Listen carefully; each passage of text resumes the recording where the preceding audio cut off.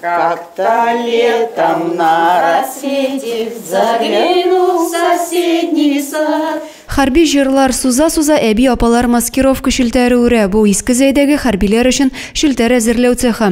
Декабрьдә изге күңелле волонтерлар төркеменә 1 ел була. Шул вакыт эчендә 185 шүлтәр ясап, харбиләрне саклау өчен зур тырышлык куела. 5 декабря мы занесли доски и начали делать стойку. Никто не думал, что это день волонтеров. Скоро нам уже будет год. За это время уже наши девочки сплели 185 сетей, шили более 1000 трусов и бриджи для госпиталя. А еще у нас раньше готовили лапшу и чак-чак. Илдә сугыш барганда күпләр тыныч кына өйләрендә утыра алмый, үзебездән бераз булса да өлеш кертергә тырышабыз диләр. Шүлтәр үрергә килүчеләрнең күбесе 60-тан узган хатын-кызлар. Иң улысы 85 яшь. Гөлүсә Сафина иртәнге сәгатьләрдән кичкә кадәр шүлтәр үрә. Кияү дә сугышка киткәч, бәйрәм көнне ял дими, аның һәр көне биредә уза. Башта мин кызыксынып кына килгән идем. Мен әйтәм, монда кешеләр нәрсә эшлиләр икән. Менә хәзер үрәбез, без аның нәтиҗәсен күрәбез.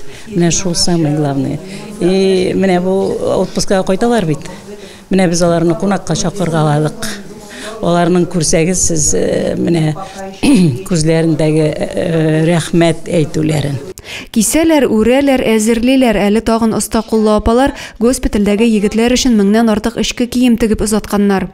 Хәзер бакча эшләре бетте. Шуңа күрә инде менә хәзер монда инде киләбез от всей души, так скажем. Шундый дружный коллектив безнең. Бер-беребезне шулай нитәбез, хөрмәт итәбез.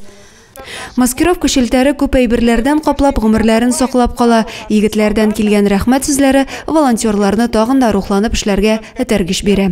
Вот она сеть сделана, она отмечена.